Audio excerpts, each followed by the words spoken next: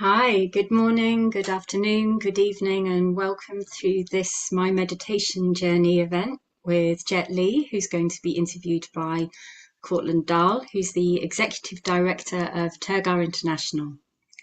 My name is Jenny White, and I'm one of the event hosts at Tergar. So I'd like to welcome every one of you who's on YouTube or Zoom. We've got 1,773 participants with us today across the Zoom platform and YouTube, and it's going to be translated into 6 languages. So before we start, I want to go through some Zoom and YouTube features with you. So if you're on Zoom, we'd like to know which language you're tuning in with. So there'll be a poll question now.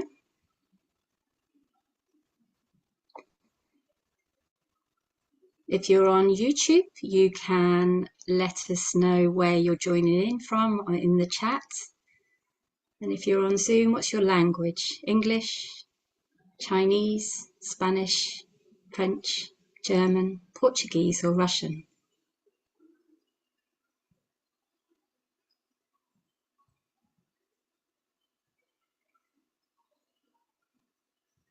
So we've got 8% of people in English, 56% of people Chinese, 5% in Spain, 7% France, 5% Germany, Portuguese, and 15% in Russian. So welcome to you all. So before I introduce Jet Li and Courtland, there will be, after the initial interview, there's going to be time for some question and answer. So if you've got a question related that you want to submit, you can do this at the end. We can read these questions out at the end. So if you want to submit your questions, you can do it by the QR code that you can see on your screen. If you're in YouTube, there's a link in the chat that you can click on now. And if you're on Zoom, you'll also see there's a new feature in the toolbar, the resource section, which you can find by clicking on the icon at the bottom of your screen, and that'll take you to the form where you can submit your question. So without further ado, it's my honor to introduce to you Courtland Dahl, who'll be interviewing Jet Li. So, hi, Court. I'll hand over to you. Thank you so much, Jenny. It is a tremendous honor to welcome Jet Li. I think Jet doesn't need any introduction to probably all of you. I think many of you, we've grown up and lived our lives with Jet as a global icon. So today we're going to hear something pretty unique about Jet's life. We're going to hear a little bit more about his meditative journey. But first, I just want to welcome you, Jet. Thank you so much for joining us. I know I speak for everybody watching and everybody who will watch in the future. We're honored and delighted that you've chosen to spend a few minutes with us. So welcome.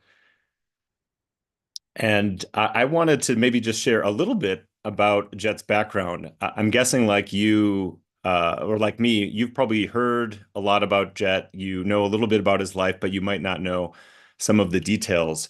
So I was surprised to learn that although I knew, of course, that Jet was a martial arts icon, obviously incredibly well known and respected for his prowess as a martial artist. He actually started very, very early and was a national champion in wushu at the young age of, I believe, 11 and 12 years old. And then for a number of years after was actually the national champion. That means competing against adults as a small child, which is quite extraordinary. So had this amazing success in China as a martial artist, and then made the leap into the entertainment industry. And his very first film, which was Shaolin Temple, my guess is many of you have seen it, actually became the highest grossing film of all time in China. And I just learned as I was checking this out that if you adjust for inflation, it actually is still the highest grossing film of all time. So that was the first, that was actually the first of many, many films, but started with, on an incredible trajectory. He then made the leap in the late 90s into Hollywood and global films. So movies like Lethal Weapon 4 with Danny Glover and Mel Gibson, of course, one of the most famous movie series at the time. He went on for really the last 25 years to make, produce, star in many, many films that we've all seen. So everything from more recently films like Mulan to The One, Romeo Must Die. I could make a long, long list of the movies that we've all seen and cherished.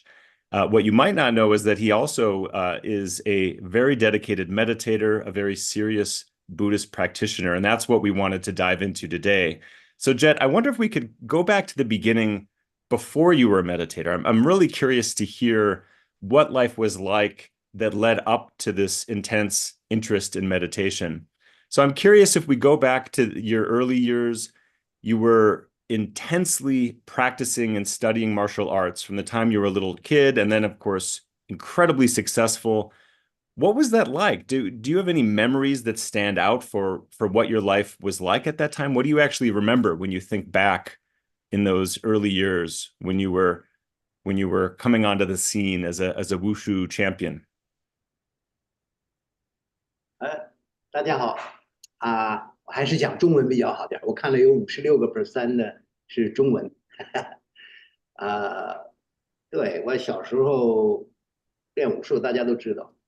那很早，因为练武术，所以就很早的时候就了解了武术里头的一些哲学，比如说太极，就是冷啊、热呀、高啊、低呀，所有每一样东西都有人都可以选择你喜欢的那一边但是呢，太极从哪里来呢？它是从上面的无极。那无极呢，有点像难以解释。大家似乎想象的那个无极，有点像道家说的道。道呢是不可以形容、不可以说、不可以解释，有点像佛教的空性。所以那个从小我就觉得在最高最高的位置上有一些高深莫测的东西，我一直好奇那是什么。因为在阴和阳这一个世界里，没有太多的对与错，只是不同的人、不同的文化背景，大家的选择而已。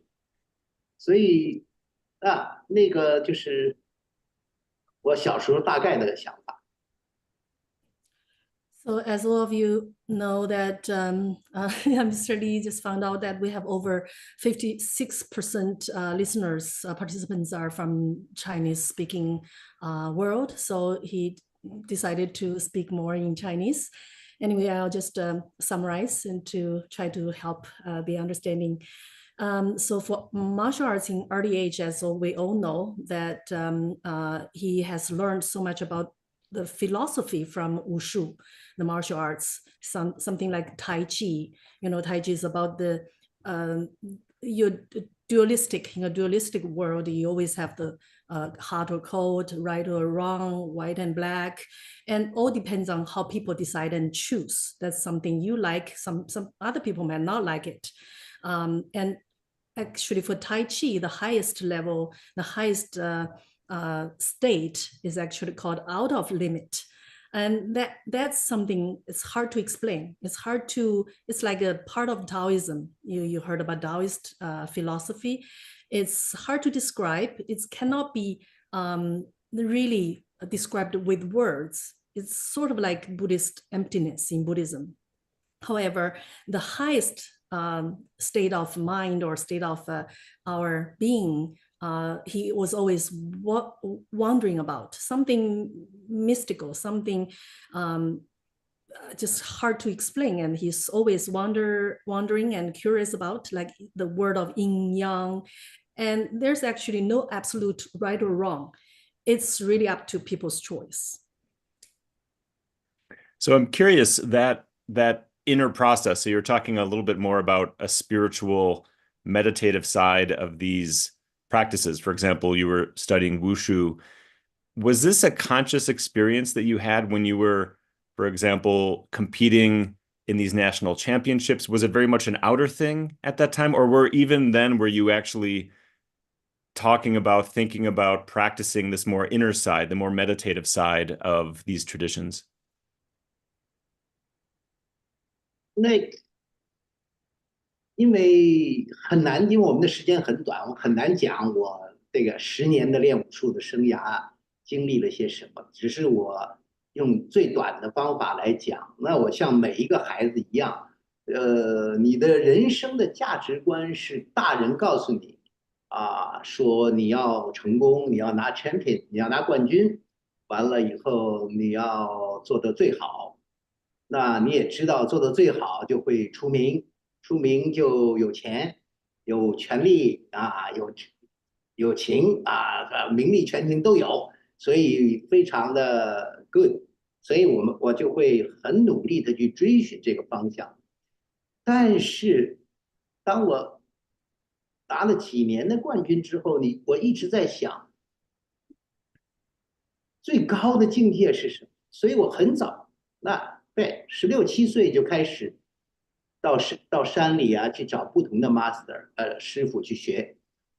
那么就最早就接触了道教。那道教的话呢，就有 meditate， 就有打坐、禅修，去寻找这些基本的方法。So it's difficult to really summarize the whole 10 years of practicing wushu in such short time. However, to basically describe how he was as a child. As a child, we were always told by the parents what's the value of life, what's the meaning of life, how to get to the best, the top. And so he did achieve that, to be a champion. After being a champion for many years, then you get what you were told that you would get when you are at the top. You get fame, you get wealth, you get power, you get all these relationships and affinities, all this people desire for.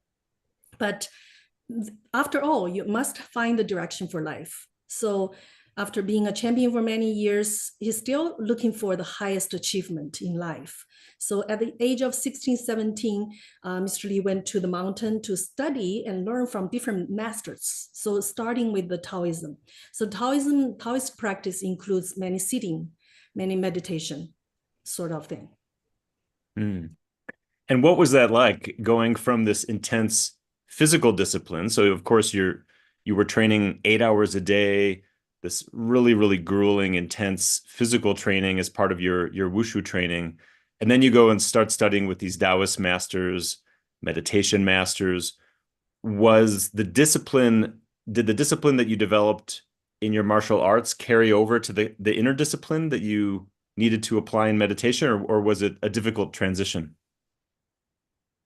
其实你现在回想起来，人呢是有2部分，一部分是身体，一部分是心理。那其实小时候训练的时候，大部分的时间是训练的是身体，身体怎么样更有速度、更快、更有爆炸的力量。但是同时也训练了一部分 mind， 就是你要 concentrate， 你要在比赛或表演当中忘掉一切周围的环境，专注在你的表演的比赛的这个1分多钟、2分钟的时间里面。当然其实人就是这样，当你拿了冠军以后，你会担心，因为有几千人、几万人都想拿冠军，他们一定要超越你。那你的唯一的生存的方法就是跑得更快，去得更远。那去得更远，当你掌握了很多身体的技巧，比如说各种的兵器、各种的技能，但是更高的是什么？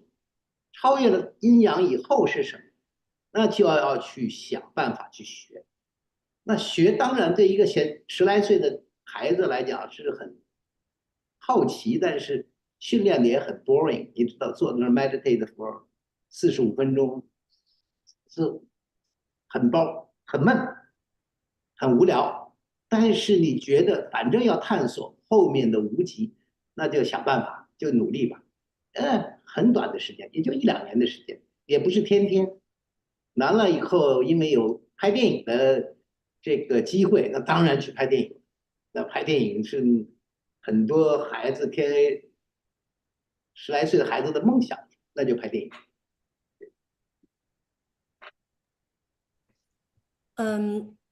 As for all the training, there are two parts, the physical parts and the mental parts. For martial arts, the wushu, mostly is bodily training, how to be more speedy, how to be faster, stronger, to train your strength and power of your physical part of your being. It's partly, one part is for mind, because you need to concentrate, you need to be non-distracted and focus on your performance. Only for that short period of time, you need to be super focused. So then after the training, after the hour, really difficult training, really hard work, you can be the top out of those 10,000 people competing together. One can be the top. Then in order to maintain the top status, you have to be always faster, always go farther. So mainly the training is more for physical. You maintain that strength. You train all kinds of techniques, different weapons, and to know the more skillful with the yin and yang strength combined. So that requires lots of study. But for as a teenager, it's of course sometimes it's very fun to search something new and to be curious for that. But sitting and meditating, could be very boring after sitting 45 minutes. So that search for him for that kind of out of limit, really the top of the top, it takes lots of training. And after being a champion, of course, the more attractive thing is to go into the film business. And that's the dream for all the teenagers in that area. So why the spiritual side? I can see the leap from being this famous champion as a young kid. You must have been incredibly famous throughout really the whole Chinese speaking world. It's a natural progression to think, okay, now I'm going to go into the film world. And of course, you made one of the most famous movies of all time. But what's not so clear is why would you make this kind of divergence into spiritual training? Especially for a young kid, that's not a common thing, like to kind of be focused more on the outer success.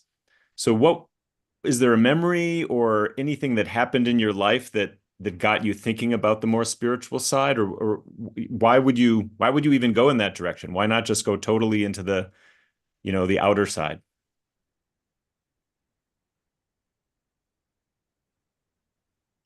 当你练武术，你就知道永远有人会从历史当中5000年当中有不同的传说，或者有不同的故事，说你练到一定的 level，physical skill is the best already，but doesn't mean you're a nice person。所以你要，比如说我们故事当中，中国有很多这样的故事，你要到深山里，你就要去修炼自己。那么你才能够，比如说你 spiritual 会 fly from your body, go to the somewhere, that is the highest. You'll go to the heaven, you'll go to the whatever, go to the universe energy, go back, then you understand more up. sorry 什么英文啊？你知道更多的能量，对，因为武术最高的境界一定是有人更高，有人更高，只是他们不显示出来而已。所以我一直都很好奇，那你练武术就要追求更高更远，那就又要牵扯到宇宙是怎么形成的，那么我们的世界为什么是这样，我们为什么有天有地有东南西北，在什么时间用什么样的呼吸可以把你的潜能带出来，等等等等。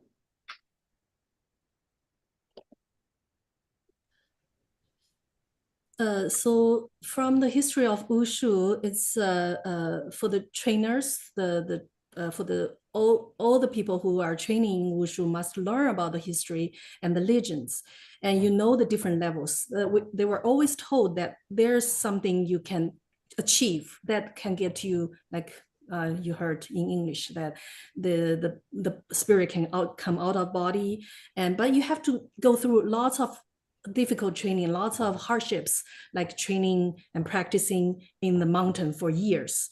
Then that you can gain that kind of energy. Then there's always top of the top and the higher of the highest, right? So, but the highest might not appear, might not show off. So what they aim is always to get higher and farther. Then that always get to a point that people would wonder about the universe, about how the world becomes like this, how we become who we are, why we are here, and all the directions, all the energy, all the skills we're using we can control our own breath, can develop and discover all the potentials we have. So that's a fascinating point to explore. What did you experience on that question of who are we and why do we exist? This very deep questions about our own existence. When you started to meditate, you started to learn from these great masters. How did the view you had of yourself and your place in the universe change, or did it change? How did it shift your experience? 首先，其实我后来就从那个年代就开始拍电影。当然了，那个越来越拍电影出名赚钱，还会能够照顾母亲、照顾家里，那才是很多现代年轻人都梦想的。我们没有太大的，每一个人都没有太大的安全感，希望有更多的钱，更出名，能够有更好的生活，这样我们才会有一个更好的人生。或者说，我们有了钱，有了名，我们就会应当很快乐。但是，一直真正的改变是在97年。97年的时候，当有一点，那时候也在亚洲来讲，演员来讲，有点钱，有点名，有点都有。但是我发现并没有那么开心，因为我还是吃同样的东西，上同样的厕所，开心了很短暂。每一个电影成功，你就是有1-2个礼拜开心，完了就马上要进入下一次，完成下一个目标。所以他永远要追，永远要什么？有的电影失败了，你就痛苦2礼拜，完了又要去追。所以有了名利的时候，就一定快乐吗？当然每个人都认同，当然快乐，当然好。但是根据我的生命走到那个30多岁的时候，会发现等等有点问题，并不是见得有了名有了利就一定会快乐。他快乐吗？快乐，很短的时间，因为我们的欲望，我们希望达到更成功，所以他又变成了痛苦。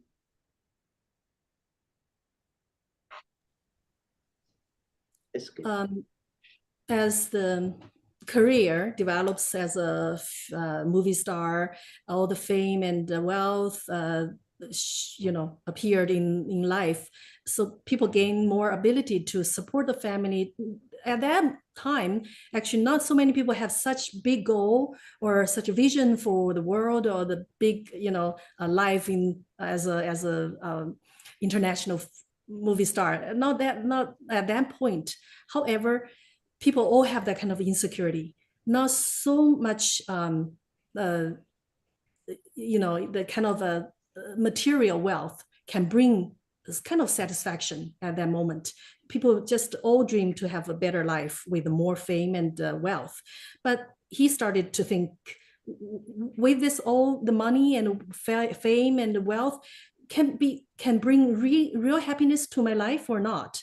So in 1997, that's maybe a turning point in his life. In Asia at that time, those actors who can have some fame and money didn't really seem so happy, because he noticed that I still eat the same food, I still use the same toilet. The happiness I gain from the fame and money can last only 1 to 2 weeks. And of course, sometimes still fail, right? The movie cannot be successful. Then you have to aim another goal. You always go to another one. And so he at that time started thinking the fame and the money can bring real happiness or not. At age of 30 something, that's something to worth noticing, worth looking for, because we always have different desires. The desire will drive you into a more chasing, more craving. Then you find that after all, you still cannot be real happy. 所以呢，在那个时候我会等一等，因为光看拍电影赚的钱是蛮多的，但是你比起做生意、做那个投资地产呐、或者金融啊，这个可能拍电影一生也达不到那个位置。人家你比如说你有100万美金、500万美金，人家有5000万美金、5亿美金，那个时候你去靠拍电影达不到那个 level。所以你就去看那些人，结果那些人也痛苦，所以他们为什么痛苦呢？如果生命中如果是说金钱名利这一切就会快乐的话，那他们不应当痛苦了。结果他们也痛苦，那我就很快的就了解了以后，就发现其实造成痛苦和不安全感的是量。也就是说，普通人会几万块钱，有些人几十万，有些人几百万，有些人几个亿，都会得到和开心，失去都会痛苦。所以我发现这个不是一个，是有一些东西迷失了，所以我就在那个时候就重新去思考。那正好看到了西藏生死书以及佛陀的传记，我开始思考另外一种方法。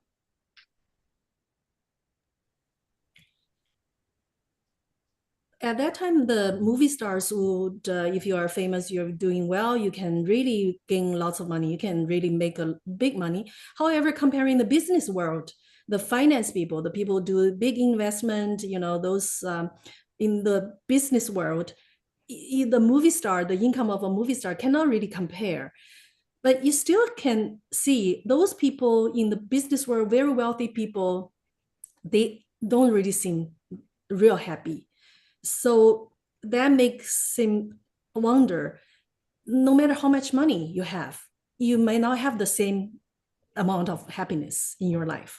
You are always bouncing back in the gain and loss. And gaining money make people happy, but short. You lost, you feel suffering. Everyone's saying. So the real insecurity, real suffering, that's not really depends on the money, actually. So that time, Mr. Lee encountered the Tibetan book for the death and dying, as well as the Shakyamuni Buddha story. That brought him lots of inspiration and eye-opening experiences. It's interesting. That's actually the first book that I myself read about Buddhism and meditation, and also the one that got me interested. I'm curious, what was it when you started learning, in this case about Tibetan Buddhism? It sounds like this maybe was your first connection to the Tibetan tradition.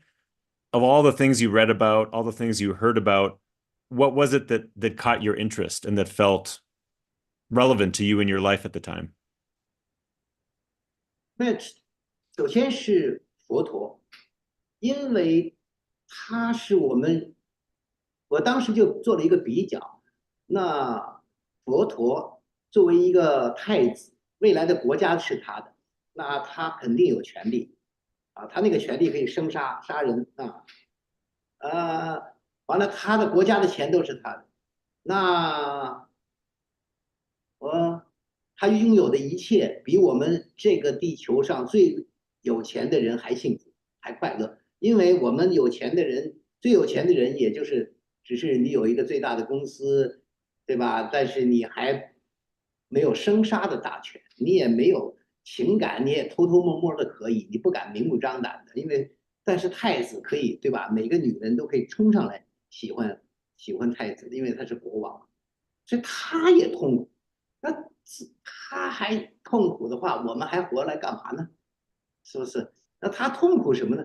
他发现有了这一切也解决不了生老病死，有了这一切仍然有七情六欲，所以他才去放掉这个方法，放掉了已有我们追求的方法，去寻找另外一条路。完了以后，他达到了一个自在的状态啊！我觉得这个，第一，我们这一类我是做不到，拥有那样的权利那样的东西。如果就算我死都做不到的话，那我活来干嘛呢？那他到那儿了，就算到了那儿了，仍然痛苦，那去那儿干嘛呢？那到底怎么才能自在呢？怎么快乐呢？那既然他找到了方法，那我就要想他到底找到的是什么？2500年来，按他的方法，有没有人也达到同样的快乐？那你看历史之后，你发现也有很多的人跟随他的指导学习，最后达到了一个快乐和自在。我觉得，interest 很好。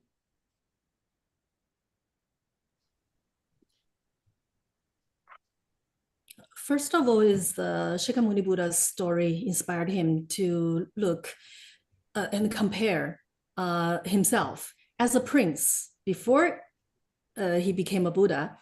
He owned all the country, all the wealth of the country, all the relationship anyone can he can love and can have in his life. Everything that we consider the best of the best as a human, you can get, and comparing the people he knew around him, even the businessman, the wealthiest person he knew, wouldn't just have a big company, maybe a big family. But comparing Shakyamuni Buddha when he was a prince, we cannot compare the wealth, the money, or the power he had. He even can have the right to kill people, right? And can keep the people or kill or keep. That's his right. And we don't have that kind of right. So even with that wealth, with that success, with that well-being, the happiness in life, Shakyamuni Buddha Siddhartha was looking for answer. He was suffering. He see the suffering of birth, old age, sickness, and death. So he was, no matter how successful you are, no matter how much money you have, you still need to satisfy your more craving, more desire. So Siddhartha let go all this and find another path to find the true freedom. And with whatever Mr. Lee achieved in his life, he found that I couldn't do that. I couldn't get so much wealth. And what I'm doing here to find the real successful life. And Buddha got enlightened, got the answer, the method. So what did he do? How did he get there? Over this 2,500 years, and in the history, many people have done that. Many people follow the same path. Could I do that? He wondered. And that's how we can really find happiness and freedom. That's the big change in his life. I'm curious that you had such amazing discipline to do what you did. While you were becoming a martial arts champion and then becoming a global movie star and icon, I was busy watching those movies and being a typical American kid. So when I started meditating, I read that same book that you did. I started meditating and started learning about the story of the Buddha, also like you did. But when I sat down to meditate, the first thing that I encountered is the same thing I think many of us encounter, which is the challenge of an undisciplined mind. So for me, even just paying attention to my breath for a few minutes was actually very difficult. My mind was really, really distracted. I'm curious, when you think back to your first experiences sitting down to meditate, did you have those same challenges that most people have, or were you already so disciplined through your training that it came quite easy for you? I'm curious what your challenges were when you started really practicing intensely in training your mind. 我跟所有人一样，对吧？我看见人家能够坐在那里打坐，45分钟、几个小时，哇，我觉得太了不起。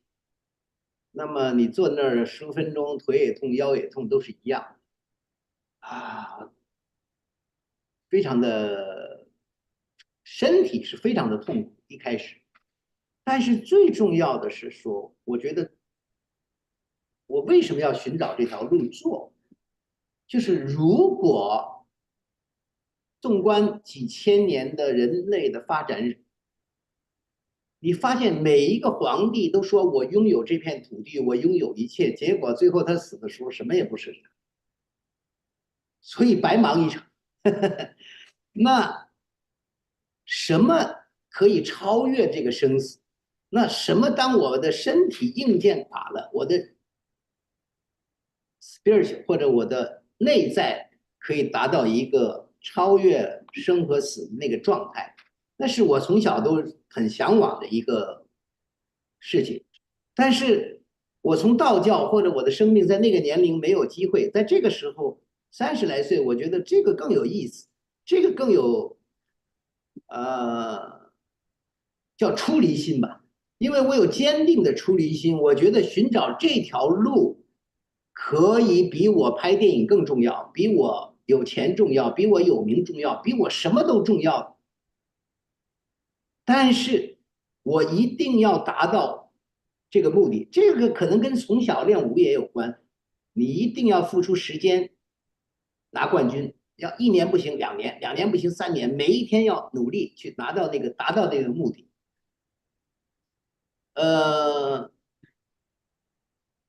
从小的 training 设定目标，以最快的速度达到目标，那个是我心中很坚定的。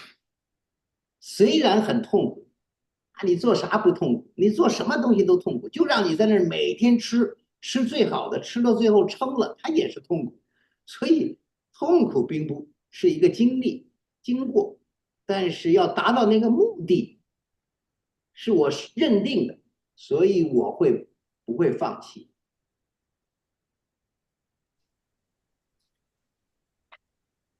Same as all the meditators in the beginning, he also experienced lots of pain. Well, looking at others who can sit 45 minutes, hours sitting in meditation is quite awesome.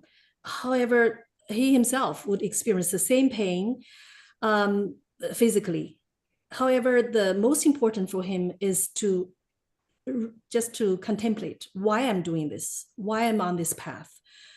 Over these thousands of years that we in the history of humankind, we can see so many kings and emperors who had all this wealth, who had even developed lots of methods that can live long, but they still face death after all. And when they die, who they are? Nobody.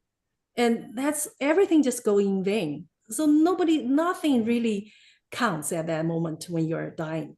So he continued looking for something can go beyond the physical world, the physical experience, and internally how to can go beyond the life and death.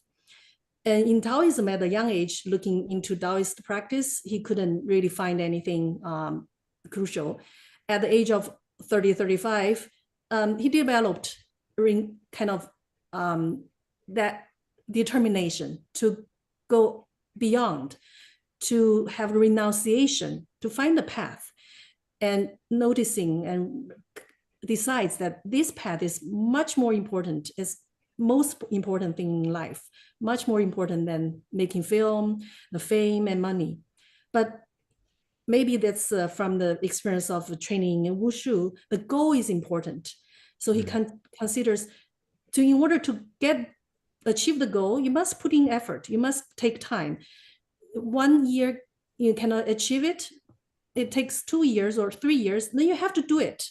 Everything takes training.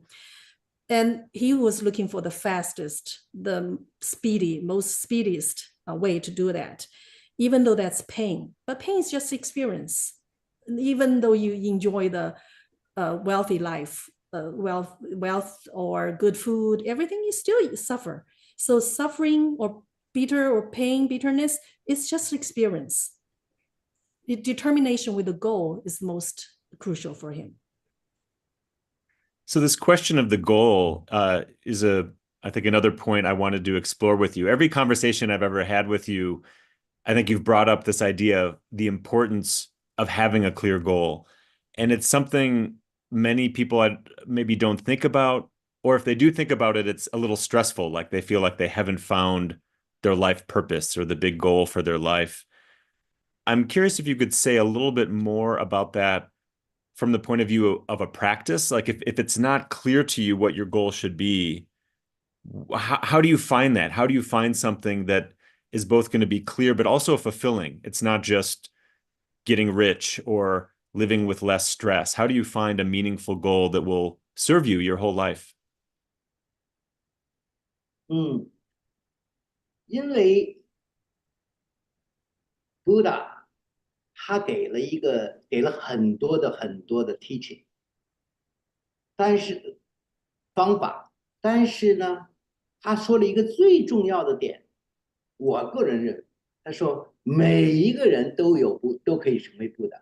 那我们跟他的区别就是他找到了方法，把自己的潜能发扬出来，所以他就全知的一个智慧发展出来。每个人都有这个潜能。那他呢，有时候西藏的佛教会做一个比喻，那他呢，假如说找到了水，就是佛的话，那我们也有，我们是冰。那冰和水的本质是一样的，只是我们是凝固型的，所以我们就怕冰化了，所以我们就要更多钱，更多的出名，完了买一个更大的冰箱，把我们的冰放在里头。我们很可怕，我们的冰化了，化了以后我们就觉得没有安全感了，我就变成水了。但是其实我们有这个潜能，我们是按他的方法。教的你是把这个冰拿出来，放在太阳底下，让它快一点化。如果一旦化了以后呢，你也是水，它也是水，你也是Buddha，它也是Buddha，一定有这种可能。那这个既然有这个可能，并且在历史中已经有很多人达到了水的状态，那我就觉得这个是一个我想去探索的目标了。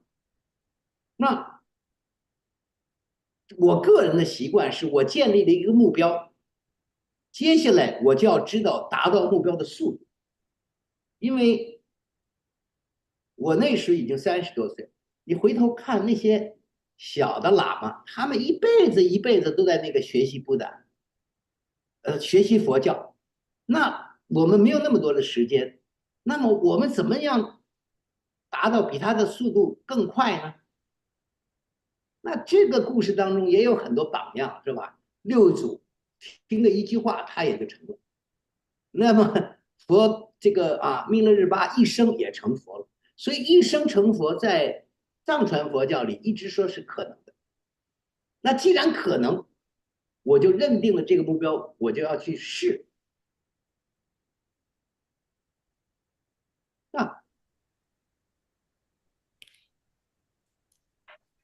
So Buddha has given so many teachings as well as so many methods. The most important message that Mr. Lee received from reading the stories and the teachings, taking the teachings, is that every single one of us can become a Buddha. We are in nature Buddhas already. So the difference is that we found the methods or not. Buddha Shakyamuni found the methods and walked the path and got enlightened. But we also have the potential to achieve that. We also have the potential to be omniscient, to be free. So the maybe classical example is water and ice. So Buddha Shakyamuni has already developed his full potential, and he has this pure water. He has found it. But what we have is ice. But nature is same. But we hold the ice, we hold on with the ice. We were so afraid that the ice would melt. So we put so much money, effort, try so hard to buy a big fridge and to keep maybe freezer to keep our ice like the ice not melting down, because we're afraid to lose the ice and we never feel secure in that way. So if we follow the methods, we'll find that the ice will melt under the sun and will dissolve into the discovery of our potential. So many people have done that, have achieved it in the past. And so the goal when he saw the goal, he knows that he can explore. And when he's determined about the goal, he's thinking about the speed. And personally, because at the age of 30, 35, he's no longer like the small lamas, small monks, spending whole life learning Buddha's teachings, right? So we don't have so much time, but we want to achieve the same goal. We want to maybe work much faster. In the past, in the history, even in Chinese Buddhism, the sixth patriarch, the Zen tradition, got enlightened with just listening to one phrase from the Diamond Sutra. And Milarepa in our lineage achieved the Buddhahood within one lifetime. So what we need to do is to try, keep trying. And how does this help us at a very practical level? We've been talking a lot about the big goal, awakening and reaching our full potential. But I imagine, the time you were exploring these teachings, you mentioned this is in the late 90s. So this is right when you're making the leap from having made many movies in China and Hong Kong and now going into Hollywood. So you must have been having all sorts of real challenges with dealing with fame, relationships, all the stuff that was coming up in your life. So I'm curious how these teachings helped you in a very practical way. Did they help you in your relationships? Did they help you dealing with the stress of a really intense career that you had? How did you actually apply these teachings to the real world problems that you faced?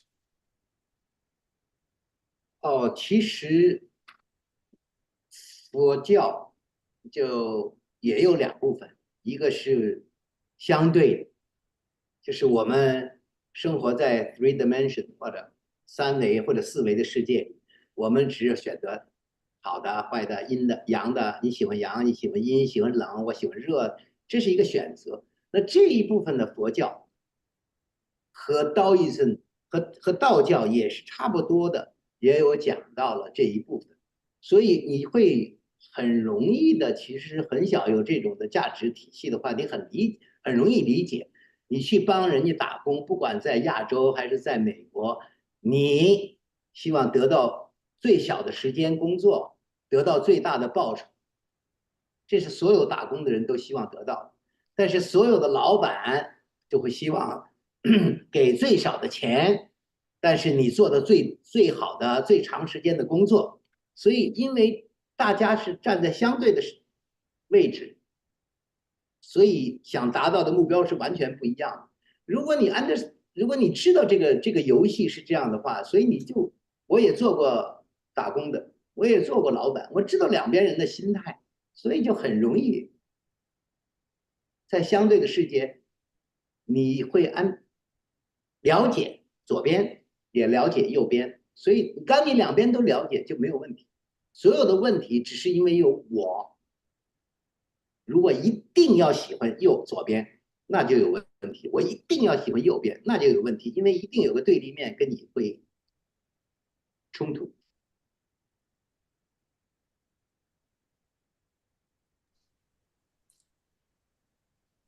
So Buddhism, the Buddhist teachings also covers the part that we need to work on the relative levels.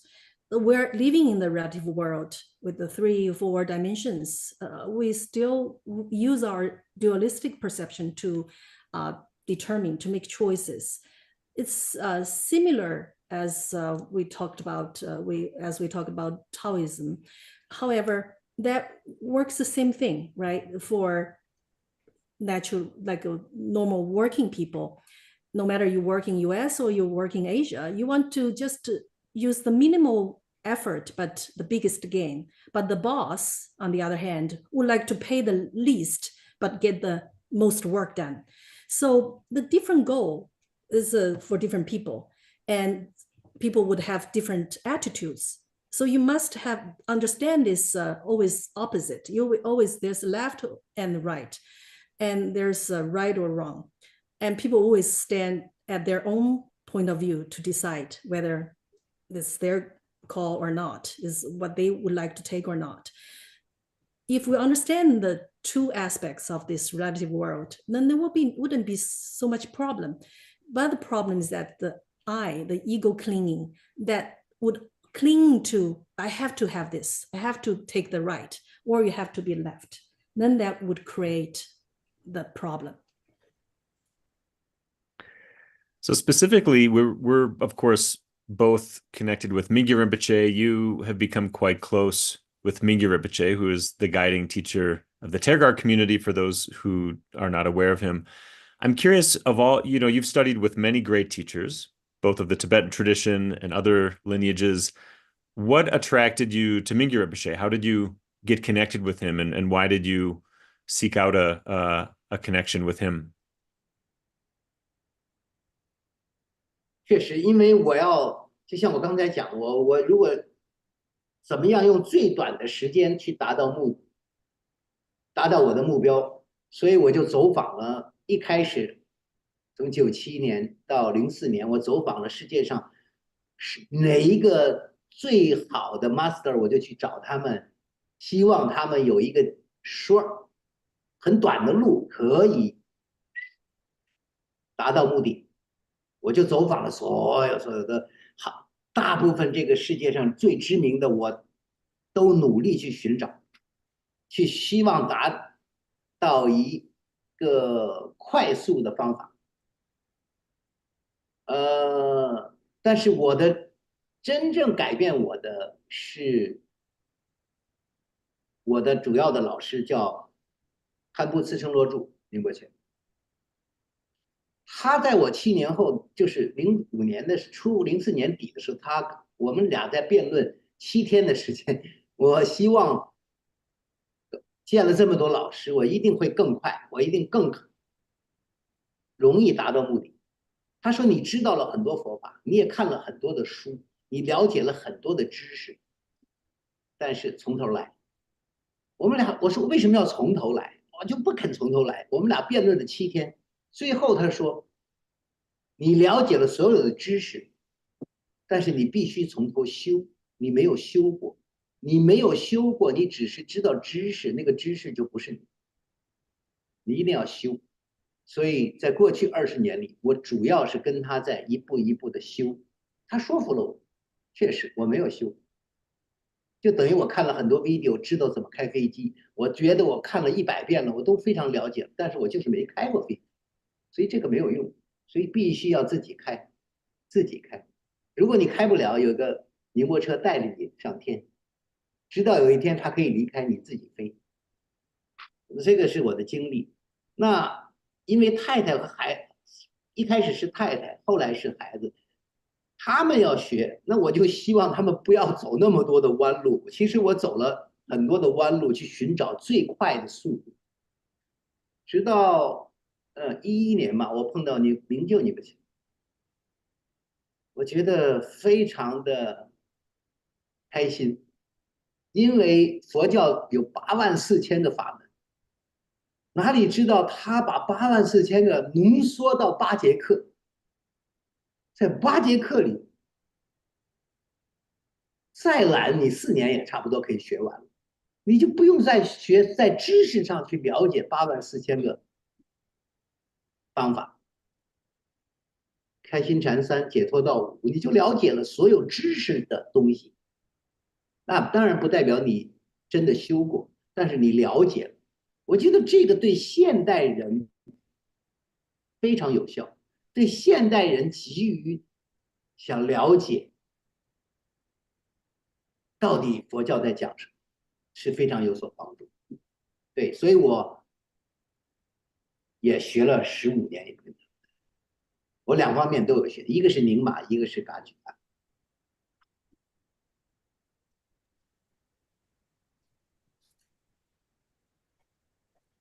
As he already mentioned, that to achieve the goal in the short time is crucial.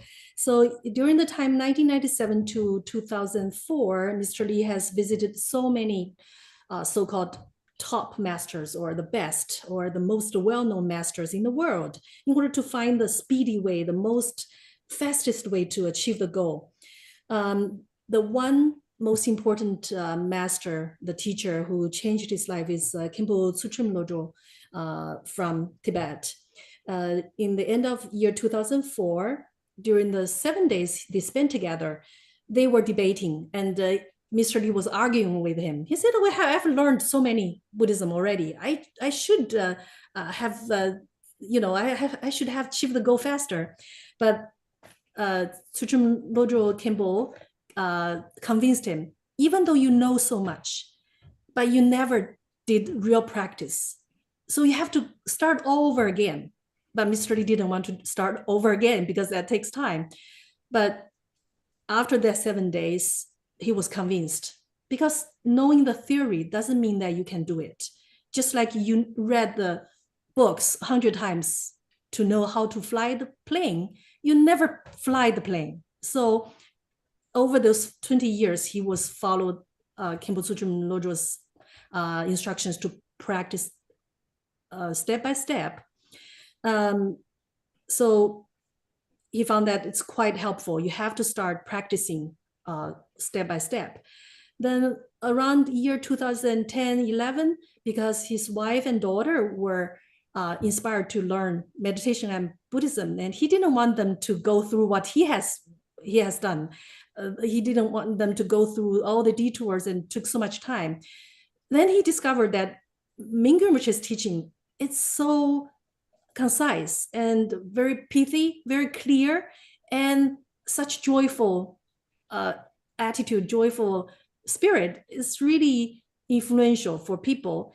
And he found this quite happy to find this 8 levels of practice that you can practice all the 84,000, the essence of 84,000 teachings of the Buddha. You may, if you work hard enough, you can get it done in 4 years.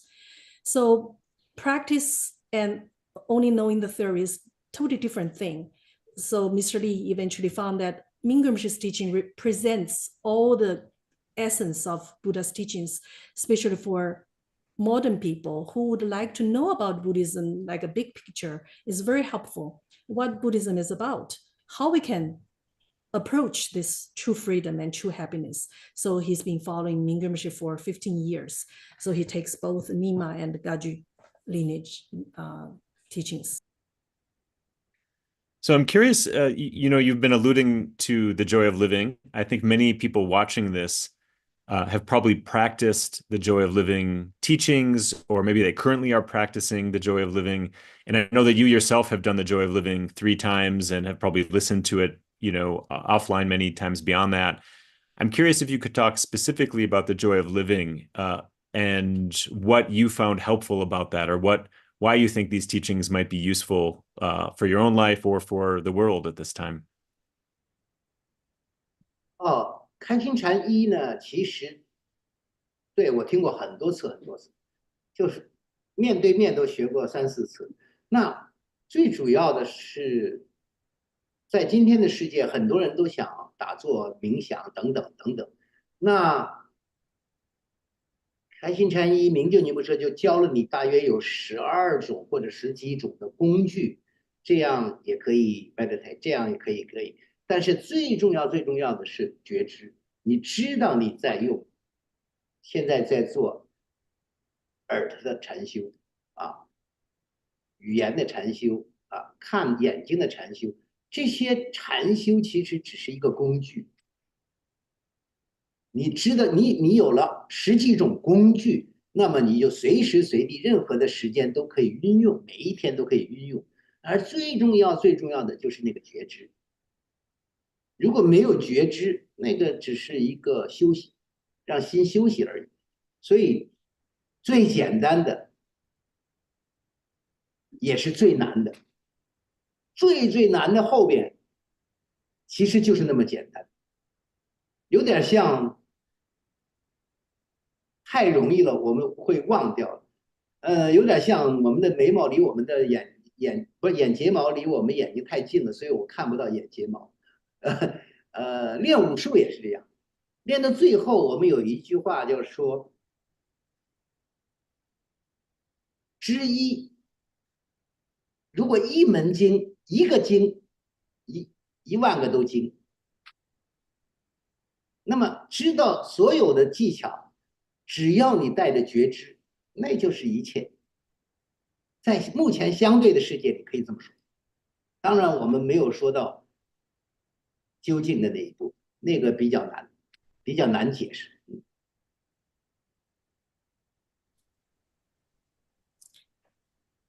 For joy of living, even level 1, Mr. Lee has taken many times, even in person, he has taken 3-4 times in front of Minge Rinpoche.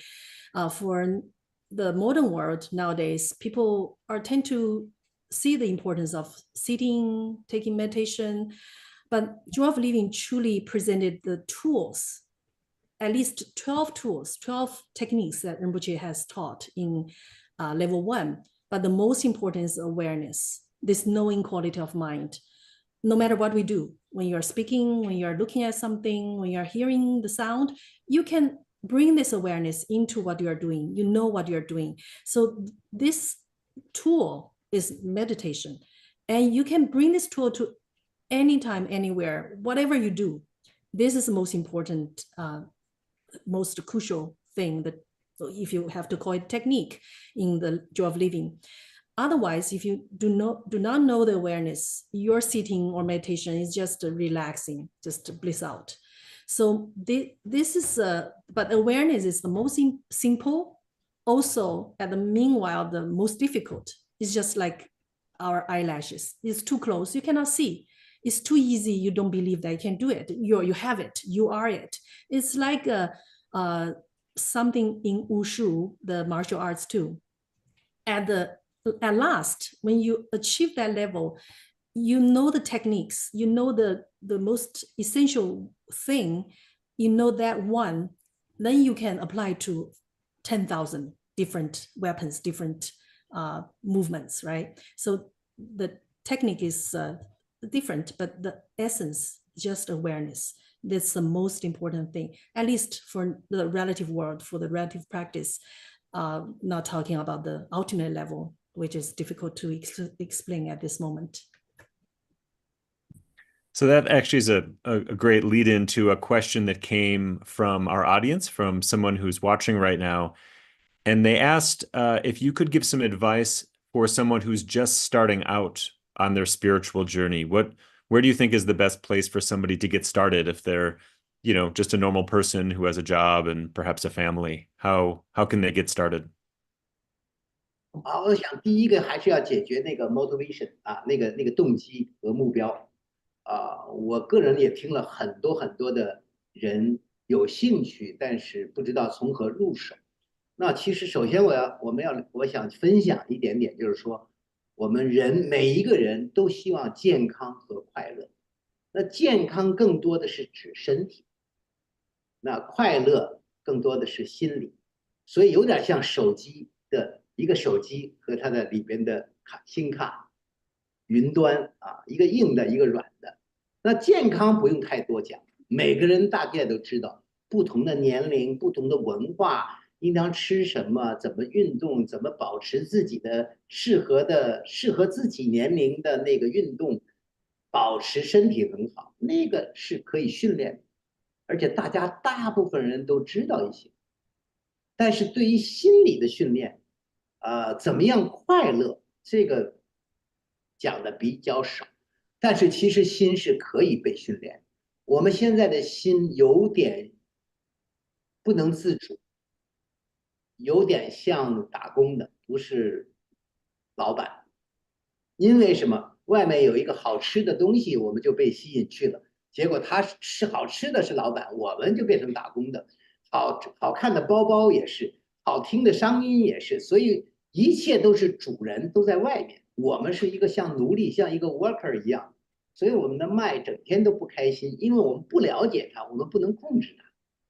其实开心禅教了很多的方法，从那里开始，你不需要有很深的或者很远的目标，说我要想超越生死之类的，只是生活有 quality， 就有质量。我希望健康，那你知道那些常识，多少卡路里多少这个。你知道快乐就是心是可以被训练，跟他做朋友，了解他，看着他，他慢慢的就会变成主人，不受外面的，一点一点的慢慢的创造一个新的习惯，他就自己可以做主，而不被外面的一切吸引走，而他们是主人。我们当然要做生命的主人，所以一开始我要做生命的主人，那我知道怎么样健康，我希望我也知道怎么快乐。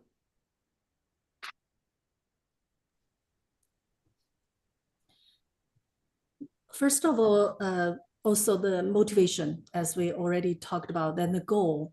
But people have different interests. People nowadays, many people have interest in meditation, but you need to find yourself a accessible way and feasible way that you can do that. So here, Mr. Lee just shared his own ideas with these two parts of happiness that it can create a better life.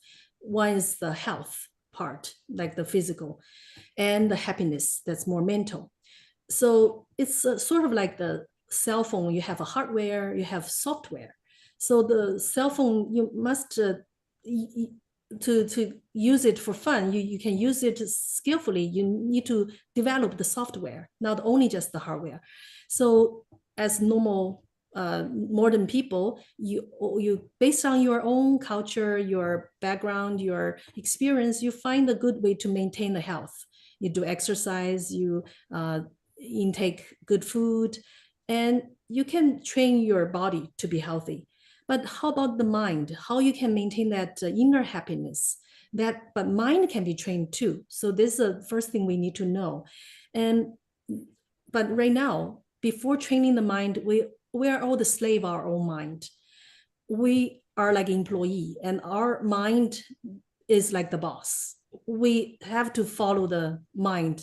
When the mind was distracted, was unhappy about the external phenomena, we couldn't feel real happy. So starting with the basic, like joy of living level 1, we learn different kind of methods. Not talking about going beyond that life and death, that kind of high goal, just to quality life. You can have this basic understanding of your mind. Find the true happiness can come from within. Then you can be your own master. Your mind can listen to you, can follow you. So we gradually, through meditation, gradually establish a habit, and without being distracted all the time by external phenomena. And then you can find this balance of healthy physical being and happy mind. So a lot of what you've been talking about is really touches upon the very practical aspect of these teachings, how they help our ordinary life. And I have a memory that I'm guessing you probably don't remember, but I will remember my whole life, which was really inspiring to me. And it happened actually when we were driving a few years ago from Minneapolis, Minnesota in the United States to Madison, Wisconsin. So it was like a 5-hour drive. And you might remember we were with Minge Rinpoche and your daughter Jada, and we were driving through the Midwest of the United States. So we were driving through all of these small towns, and we had to stop and get lunch at one point. And we ended up at this mall, like kind of an old mall, and there was a food court, and there was really not many places to eat in this town. So we ended up there, and we walked in, and you ended up getting a meal at a kind of a little Chinese restaurant in this food court. And it was a funny experience because you could see the Chinese family that were running the restaurant. They were looking at you and thinking, that looks a lot like Jet Li. And you could see them kind of talking to each other and looking at you and thinking, no, it couldn't be Jet Li. We're in Eau Claire, Wisconsin, in this small town. It's obviously not Jet Li. And it was this funny experience just observing this interaction and their confusion. But what was inspiring to me is it was actually your humility, that you walked into this mall and clearly these people, would have recognized who you are. And it was like your bearing, your demeanor was just humble and just very kind of ordinary. And I saw that throughout this period where we were together with Minge Rinpoche on these retreats, and all sorts of people were seeing you and thinking, oh, that's Jet Li. And you were, just a very, not kind of acting like a big show. And that got me thinking of something I wanted to ask you about, is how you've worked with pride as an experience, because of course there's very few people on the planet who are a huge movie star in China, in Europe, in the United States, really throughout the entire world. And so I imagine that it's easy to get to develop a lot of pride through that, not to mention, of course, your martial arts championship. So I'm curious how you've worked with that. What has it been like working with pride within your own spiritual practice? Has that been an issue? And if so, how have you worked with that through your meditation? Before the meditation,我是喜欢思考的人。其实，在别人的眼中你是什么，和你自己去想你是什么是两件事。我很年轻的时候也挣扎过。那当我看到历史几千年的历史当中，那在几千年当中有很多有很成就的人，我们先不要说那些皇帝了、哲学家了、画家了、诗歌呀、科学呀，在那个时空中他们都非常了不起。我们只是在这100年当中、这几十年当中的，在某一个行业中有点成绩而世界知道而已。但是我知道自己，你把浓缩在时空中、空间和时间里边，你什么也不是，你根本就哪个我们普通话呀，你是哪根葱啊？你什么也不是，你非常的渺小，几乎很难找到。就像你在遥远的太空去望地球，那里是有80亿人，但是在外太空来看，你就是一个 dust，就是一个小土渣。再远了，出了银河系，你连土渣都没有。你在那个土渣都没有的那么小的沙子都没有的世界里头，在某一个领域里、某一个行业里、在某一个时间里有一点点不同而已，而且是别人喜欢你给你的名义，你算啥？你什么也不是。我一早就知道自己什么也不是。所以佛教当然你从宏观上和微观上看都找不到你是什么，连皇帝我们都记不住有多少，何况你呢？啊，你啥也不是。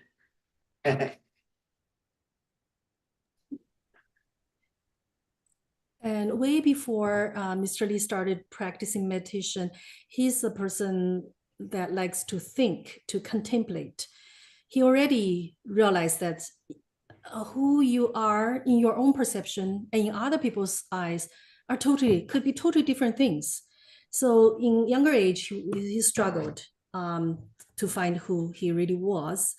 But he likes to think over the past thousands of years in the history, there are many great people, many politicians, artists, poets, or scholars, scientists. They were so famous. They were so great in their own fields. But after looking through all these years but they're just famous in their own field, in that space, the particular space and time. So at that moment, he already realized that you should know who you are. You know yourself. You are actually nobody. You are just in this industry. You're in this time and space. There's some people like you. That makes your fame, your reputation. But if you look in a bigger picture on this planet, we have 80 billion people, or the bigger world. Then you start from the solar system, you see the Earth, you're just a dust, you're nobody.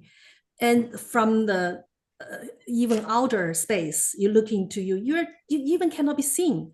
So knowing who you are is crucial. And that moment, he already realized that he's not really, he couldn't say just, he's nobody, or in English maybe we say that, but in Chinese we have a funny way to describe it. You're just not worth mentioning as a piece of onion, So in Buddhism we have this big teachings about to find we are nobody. There's no solid entity of who I am, this me. So he already kind of went beyond that kind of fame could delude people. That's wonderful. Another thing you've been mentioning, Jet, is the importance of compassion. And there's a number of questions that people have written in that are touching upon the importance of compassion and how compassion relates both to meditation practice and martial arts. So I wonder, combining some of the different questions people have written in, if you could just comment a little bit about the role that compassion has played in your own life, whether in your own training as a martial artist, in the work you do as an actor, and especially the one thing we really haven't spoken much about, which is the work you've done as a philanthropist and a humanitarian through your foundation, all that you've done, to help survivors of the tsunami and other tragedies. So I wonder if you could just talk about how compassion can really inform our life, whether it's our outer life in our careers or our inner life in meditation. 这个话题也蛮大的，因为慈悲来讲，我们作为一个人从开始修行的时候，就3个阶段，其实学习佛法就3个阶段，一个是出离心，一个是菩提心，一个证悟空性。那么有了出离心想改变，那么就有菩提心。那菩提心刚开始大家做不到，我也做不到，那就是愿菩提心吧，就是发愿，希望哪个人都离苦，希望哪个人都快乐，我们每天都要念啊，这愿菩提心。那第2个阶段就行菩提道，叫做什么，要有所行动，做什么。那第3个是圣意菩提心，那大家可能比较难理解。那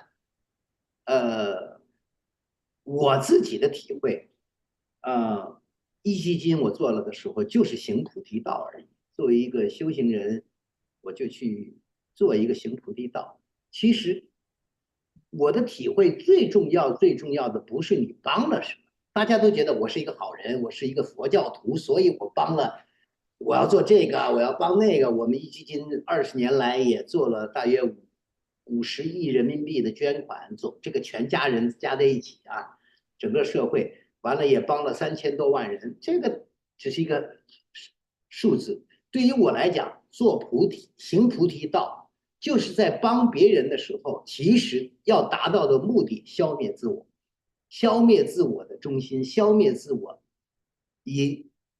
经过菩提道的最终结果是把自己看得越来越小，越来越小，才能进入到第3步，了解空性。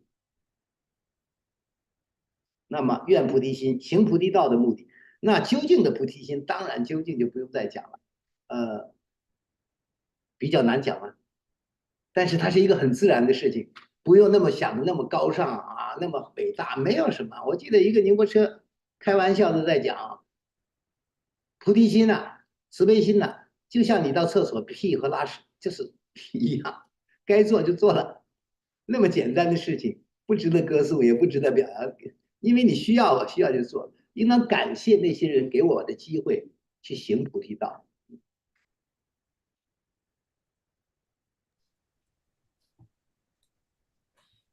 Compassion is also a big topic to talk here within such short time here.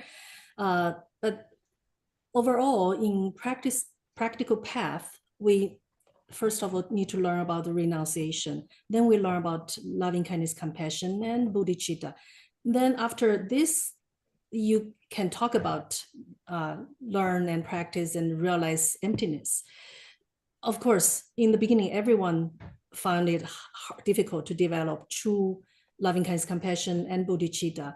But we learn every day. We recite the prayers every day. We try to contemplate and reflect. We have this aspiration to help all the sentient beings, and we have this aspiration, then we put in action. So bodhicitta has this on the relative level, has aspiration bodhicitta and application bodhicitta. After this too, we approach the ultimate bodhicitta. So during the time that Mr. Lee was running the Wang Foundation, his idea and aspiration is to help people like the bodhisattvas do. So what you are doing is actually not so important.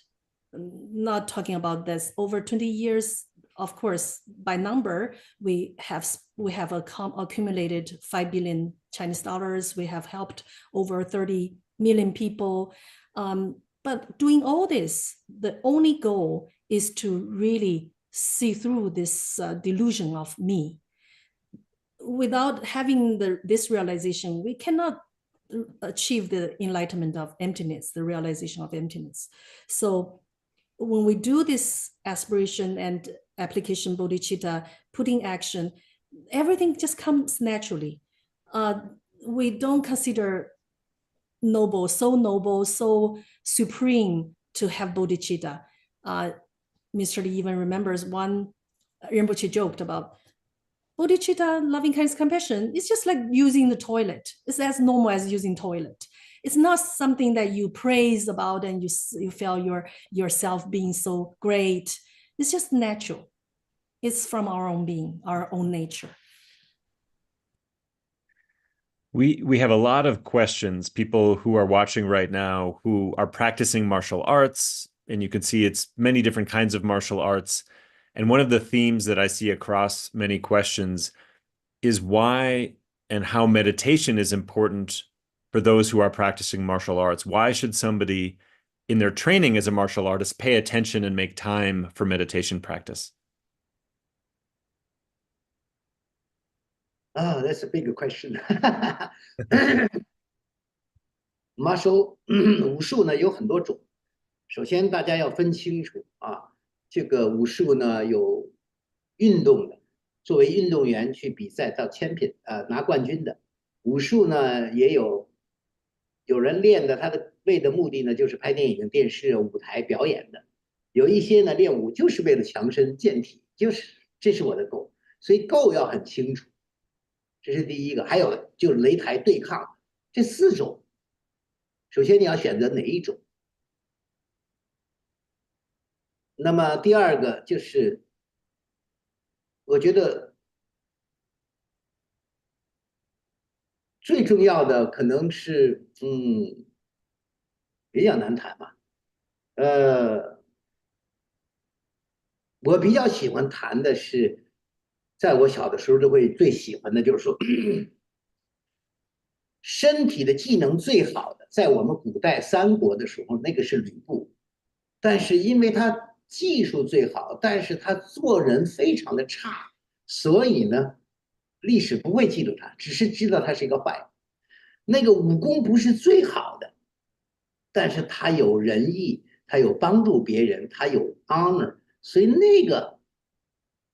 他变成叫关羽，那他变成武圣。到今天，所有练武的人还会很怀念，因为他叫武圣，就是练武的最高境界的人。所以，武术跟 meditation 有什么关系？真的看你是哪一种，以及你的目的是什么。有的时候是需要 meditation， 有的是根本不需要。meditation 更多的是技术技巧。如果你想做健康和快乐，那快乐一定要从 training mind 开始。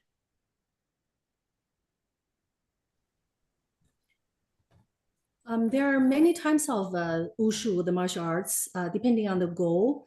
There are competition. You as a sports, people compete and get to fight for the championship. The second type is to perform. It's like a performing artist, what the performing artists do. The third is that people practice wushu to improve their health or maintain their health, as well as someone would do the confrontation to like a fight or boxing type of wushu. So when he was young, he already considered, already learned from the history that how skillful, how strong you are in playing wushu doesn't mean that you can be a hero, you can be remembered. In one ancient Chinese history, there's one kingdom called the Three Kingdoms period. There's one guy who is very skillful, very powerful wushu player, but he's a very bad guy. It's a very poor quality, very mean. So he's never remembered as a good wushu player or the good hero. However, on the other hand, one guy called Guan Yu, he's considered the saint of martial art because even though he doesn't have the top skills in wushu, but he is a very generous, very brave, very courageous person. So he's being remembered as the saint, the sage of the martial arts. So the relationship between martial arts and meditation, you need to consider your goal. If you want to just have a health or have fame or to be famous, you might not need meditation, but you want to have a true happiness in your mind, you must practice meditation. So we're unfortunately at the end of the time. There are so many questions that we'd love to ask, but I wonder if we could end with a piece of advice. I think so many people look up to you as a real role model and icon that we can look up to in our own lives and practice. If you were to give one piece of advice that people could keep in their hearts to remember, what would that one piece of advice be? 我听到很多人会说，当今这个社会啊，我们是非常痛苦，很多人心里都，特别是经过疫情啊，很多人心里都非常不好。我们是变成一个在这个时代里是一个非常倒霉的时代啊，所以很痛苦，很多压力，很多挑战。但是我想说，其实不是。人类在任何一个几千年、上万年的历史中，每一个人、每一个时代、每一个不同的阶层的人，都有不同的痛苦、不同的焦虑、不同的东西。不是我们这一个时代最倒霉啊，其实每一个时代都是同样的。所以世人皆苦，有没有快乐？有，但是很短。这个就要换另外一种快乐的方法。这个就是不要觉得我们是最倒霉的一个时代。那第二个呢，就是我们要做自己的主人，我觉得是比较有意思的。那么做自己的主人，不管你是哪一个种族、哪一个年龄，最主要是健康和快乐。那两方面都可以。锻炼身体，身体健康了，心情也会好一点。但是我们有时候没有时间锻炼身体，但是你要知道，你为什么吃饭有时间？因为吃饭可以保住身体，这是最简单的一个概念。那么快乐，那我没有时间禅修啊，我不想禅修啊，你想快乐吗？想快乐就要禅修，就要学会觉知。所以，当有一天你要想快乐，你一定有时间。只要你想真正快乐，你会有时间。就像你每天有吃饭的时间一样。一个是，我希望每一个这里的，在这个今天在这个屏幕前的所有的朋友，正好是中国的新年刚刚开始，所以希望每一个人都能够健康快乐，你可以把握。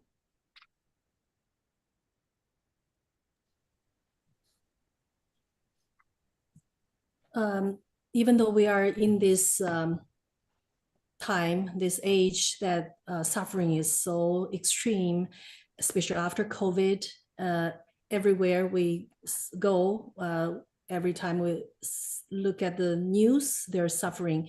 It seems that we are living a very unfortunate age, lots of challenges, lots of stress and pressure. But looking to the history, actually over this many years that we can remember, we can look back, every generation, every year, every era is full of suffering. We're not in the worst. So Mr. Lee hopes that people can keep that in mind. Suffering, even though suffering is universal, as long as we are human, we must experience suffering, but that's not the end of the world.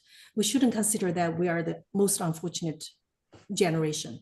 Second, he thinks it's very important to know that being your own master is very important and helpful. No matter what race, what age, health and happiness is everyone we all want, we all look forward to.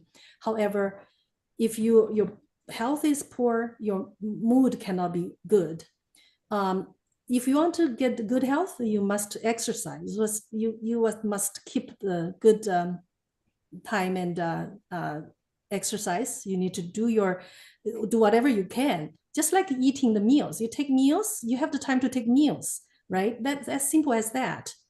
If you want to really have the inner happiness, the happy mind, you must meditate. You must know about awareness.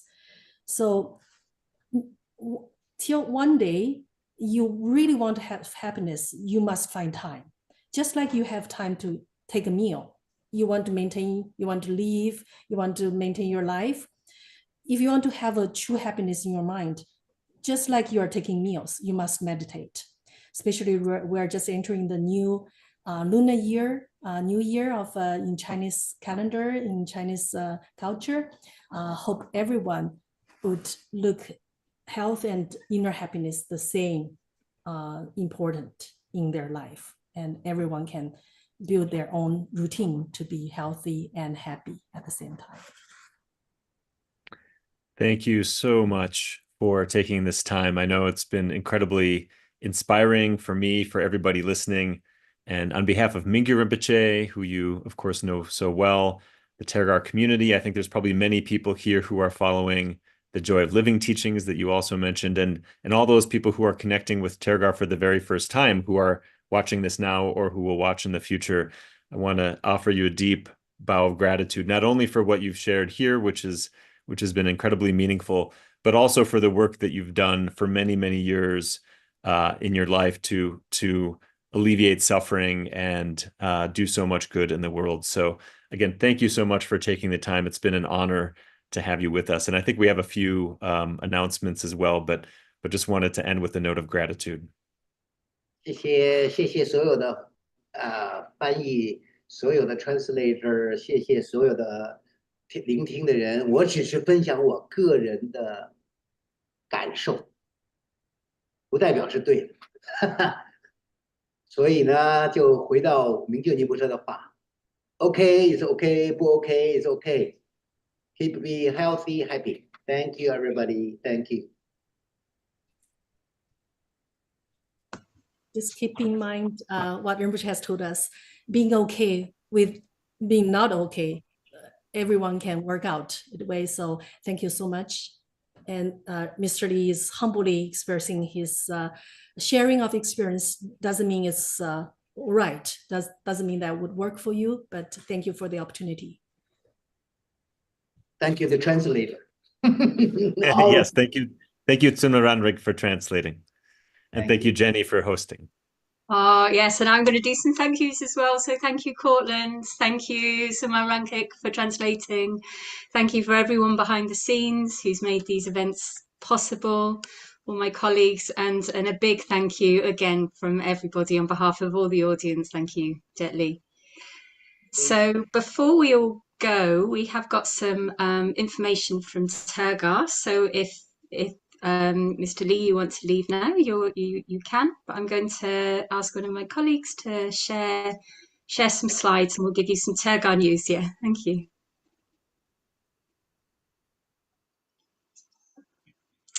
Okay, so if you are new to Tergar, new to meditation, or if you've been practicing for a while but want to deepen your experience, the Joy of Living program is the perfect place to start. So it's designed by Minge Rinpoche, and the program offers a structured, authentic path to take you from cultivating basic awareness to profound insight into the nature of reality. And we've got some exciting news. So now you can experience the Joy of Living program live and together with the Joy of Living Level 1 cohort. So the Level 1 cohort is a 6-month guided journey designed to help you truly integrate the teachings into your life. And through the live sessions every Saturday, expert guidance and a supportive community, you'll explore the teachings step by step, ensuring a solid foundation to your meditation practice. Next slide, please.